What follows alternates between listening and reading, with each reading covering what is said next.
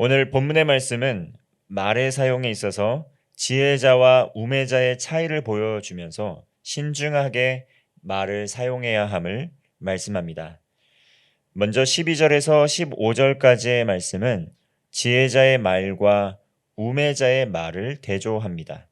그러면서 지나치게 떠벌리는 우매자, 곧 어리석은 사람의 말에 대하여 경고합니다. 12절의 말씀입니다. 지혜자의 입의 말들은 은혜로우나 우매자의 입술들은 자기를 삼키나니. 12절에서 지혜자의 입의 말은 은혜롭다고 말씀합니다. 은혜롭다는 말, 우리 자주 사용하는 말인데요. 이 말은 불쌍히 여김, 긍휼히 여김, 공짜, 값없음, 이유 없음, 까닭 없음을 의미합니다. 여기서 사용되는 은혜는 상대방을 긍휼히 여기는 마음 이외에 특별한 다른 이유 없이 그리고 대가를 바라지 않고 공짜로 값없이 주는 것, 그 은혜를 말하고 있습니다. 이처럼 지혜자는 시시비비를 따지거나 이해타산을 따지기보다 상대방을 긍휼히 여기는 마음에서 비롯된 은혜를 말씀합니다. 전도사는 말씀의 사용, 이 말의 사용에 대해서 여러 번 강조를 하는데요. 앞서 5장 2절과 3절에서도 이 말의 중요성에 대해서 언급을 했습니다. 하나님 앞에서 함부로 입을 열지 말고 급한 마음으로 말을 내지 말아야 한다, 이렇게 말씀하였습니다. 또한 7절에서는 말이 많으면 헛된 일이 많다, 이렇게 말씀하였습니다. 이처럼 어리석은 사람은 자신의 말 때문에 낭패를 당합니다. 어리석은 우매자는 하나님 앞에 함부로 입을 열거나 급한 마음으로 말을 많이 쏟아냅니다. 그러다 낭패를 당한다는 겁니다. 14절 말씀입니다. 우매한 자는 말을 많이 하거니와 사람은 장래일을 알지 못하나니 나중에 일어날 일을 누가 그에게 알리리요. 참된 지혜와 우매함, 어리석음을 나누는 기준이 무엇일까요? 우리의 학력의 수준, 학식의 수준, 성경은 이것에 대해서 깊이 이야기하는 것이 아닙니다. 성경은 잠언 1장 7절 말씀에서 이미 이야기하고 있듯이 여호와를 경외하는 것이 지식의 근본이거늘 미련한 자는 지혜와 훈계를 멸시하느니라, 이렇게 말씀하면서 지혜와 지식이 단순히 높은 수준의 교양을 쌓는다거나 지식을 가진 것을 의미하는 것이 아니라 바로 하나님을 경외하는 사람들이 하나님의 말씀을 가슴에 품고 실천하며 살아가는 것, 그것을 지혜로운 삶이라고 이야기하는 것입니다. 왜냐하면 모든 지혜와 지식의 근본, 생명의 근본이 하나님께로부터 나오기 때문입니다. 전도서의 이 지혜자와 우매자의 비교를 통해서, 대조를 통해서 우리가 알 수 있는 것은 무엇이냐면 모든 것이 하나님께로부터 난다는 것입니다. 이 세상 어느 누구도 현재 일어나는 일을 통해서 미래의 삶을 결정하거나 짐작해 볼 수 없습니다. 성도의 삶은 어떨까요? 그러므로 성경에 나타난 이 진리의 말씀, 세상 끝날 이후에 그 삶에 대해서 우리는 이미 그 비밀을 알고 있지 않습니까? 그저 그러므로 주어진 이 삶의 자리에서 허락하신 상황과 환경 속에서 청지기의 마음을 가지고 보내주신 영혼들에게 마음을 쏟고 하나님의 나라와 영광을 위하여 하나님의 나라를 소망하며 살아갈 뿐입니다. 앞서 6장 12절에서도 말씀했습니다. 해 아래서 무슨 일이 있을 것을 누가 능히 그에게 고하리요. 하나님께서 주시는 이 성경의 말씀, 하나님의 이 말씀은 세상 끝날에 일어날 일에 대해서 수없이 많이 경고합니다. 그러나 이 세상을 살아가는 사람, 마치 세상 끝날이 없는 것처럼 살아가는 사람 많다라는 것이죠. 그것을 오늘 말씀, 오늘 전도자는 우매한 삶이다, 이렇게 이야기하는 것입니다. 어리석은 사람, 특별히 삶을 예측하고 자신의 마음대로 통제할 수 있다는 환상을 가지고 살아갑니다. 이 땅을 살아가는 우리 모두 그런 마음으로 살아갑니다. 내가 가진 능력, 내가 가진 지식, 내가 가진 부를 가지고 모든 것을 할 수 있다고 자만하며 자부하며 살아갑니다. 그리고 어느 정도 내가 가진 지식을 통해서 삶을 예측하는 것도 가능하다고 자부하며 살아갑니다. 그러나 어떻습니까? 그건 역시 매우 불확실하다는 것, 인생을 살아가면서 누구나 깨닫게 됩니다. 정말 성공할 것 같았고 또 성공해 나아갔던 그 사람도 어떤 예상치 못한 상황과 환경 가운데 거꾸러지는 것들도 목도하게 됩니다. 열심히 노력하면 누구나 성공할 수 있다는 헛된 희망을 세상은 품게 합니다. 물론 최선을 다할 때 좋은 결과를 얻는 것은 맞습니다. 그건 역시 지혜로운 것입니다. 그러나 삶을 살아가다 보면 예상치 못한 수많은 난관이 있다는 것도 알아야 한다는 것입니다. 코로나19와 같은 재난의 상황, 이 천재지변, 전쟁, 사건, 사고를 완벽하게 예측하고 통제할 수 있는 사람은 아무도 없습니다. 인생에 대한 주권, 온전히 하나님께 있는 것입니다. 그러나 이 세상에 어둠의 세력이 있습니다. 마귀는 끊임없이 인생에 대한 주권, 하나님 나라에 대한 소망이 있다는 것을 의심하게 만듭니다. 그러면서 이렇게 이야기하는 것이죠. 부를 추구해 보아라. 명예를 추구해 보아라. 그리고 권력을 추구해 보아라. 또는 자녀 교육에 최선을 다해 보아라. 그리고 한 번뿐인 인생 너 마음대로 살아 보아라. 원 없이 즐겨 보아라. 그러면 스스로의 힘으로 원하는 모든 것을 이룰 수 있다고, 보다 더 자유로울 수 있다고 이렇게 속삭입니다.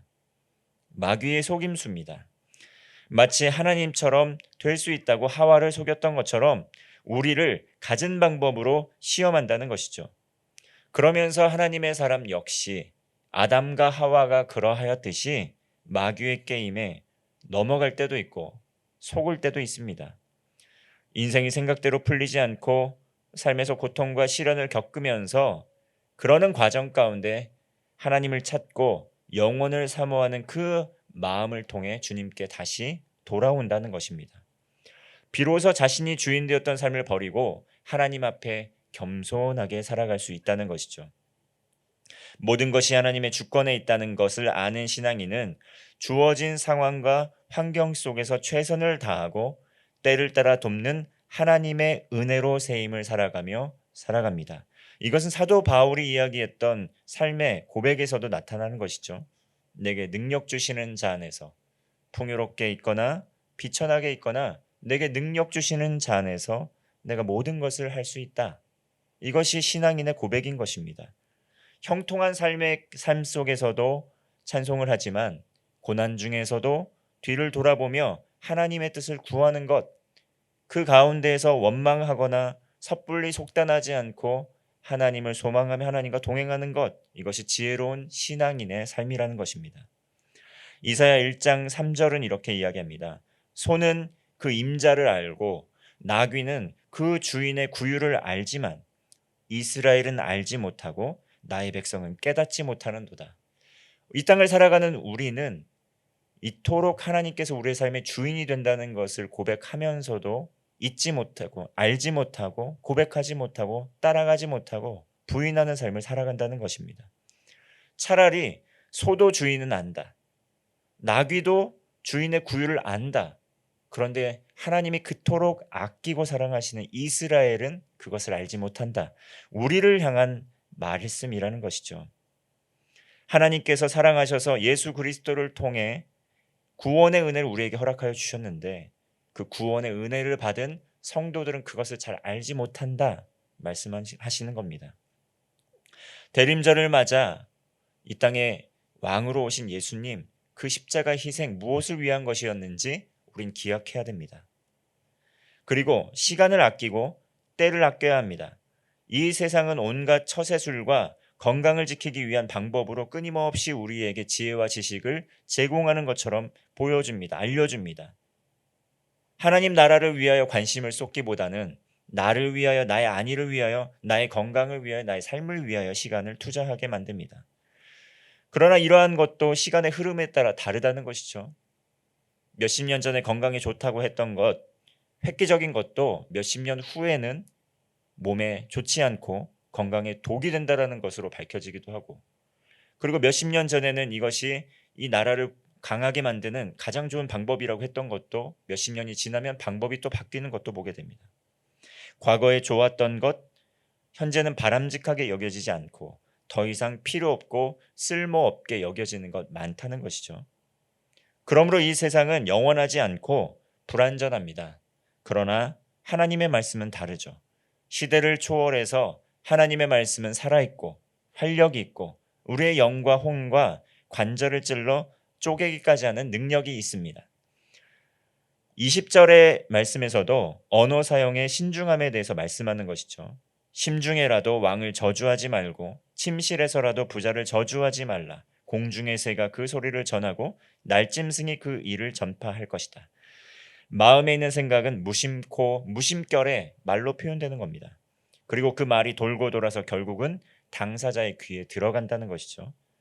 따라서 내 입을 떠난 말은 활시위와 같아서 결국은 누군가에게 다시 돌아간다는 것입니다.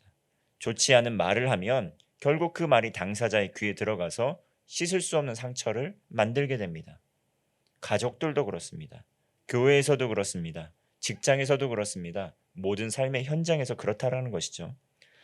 언어 사용에 있어서 신앙인들은 하나님께서 말씀하시는 것처럼 말을 해야 합니다. 16절에서 19절의 말씀은 그럼에도 불구하고 지혜자는 불확실한 상황 중에서도 깨어있어 대비하는 삶에 대해서 이야기를 합니다. 16절 말씀을 보면 왕이 어려서 제대로 된 판단력이 없는데 아침부터 왕을 보좌하는 대신들이 잔치를 하면 나라가 제대로 되겠는가? 18절을 보면 게으르면 모든 일에 어려움이 생긴다고 말씀합니다. 잔치도 중요하고 포도주도 중요하지만 돈을 모으고 절약하고 대비하는 삶에 대해서도 말씀합니다. 성도의 삶은 어떻습니까? 이 땅에서 하늘을 바라보며 이 땅에서 살아가는 사람들입니다. 하나님의 나라를 이 땅에 이루며 살아가는 사람들입니다. 하늘의 지혜와 땅의 지혜를 통합하는 것, 그것이 바로 성도의 삶입니다. 땅의 지혜와 하늘의 지혜를 통합하면서 영원의 삶을 이어가는 것이 성도의 삶입니다. 이 땅에서의 삶뿐만 아니라 하나님 나라를 소망하며 살아가는 것이죠. 대림절을 맞아 하나님 앞에 겸손한 언어 사용을 통해서 은혜의 말을 전하고 하나님의 나라를 선포하고 하나님의 나라를 대비하며 승리하는 하루 되시기를 바라겠습니다. 기도하겠습니다. 역사의 주관자이신 하나님 아버지, 오늘도 우리에게 영의 양식을 공급하여 주심에 감사를 드립니다. 모든 일의 시작과 끝이 하나님의 손에 있음을 고백합니다. 오늘 우리에게 주시는 은혜를 따라서 하나님께서 말씀하시는 것처럼 신중하게 언어를 사용하고 하나님의 긍휼을 구하며 살게 하옵소서. 또한 예수 그리스도의 오심을 고대하고 준비하며 하나님 나라의 소망으로 담대히 살아가는 하루 되게 하옵소서. 예수님의 이름으로 기도합니다. 아멘.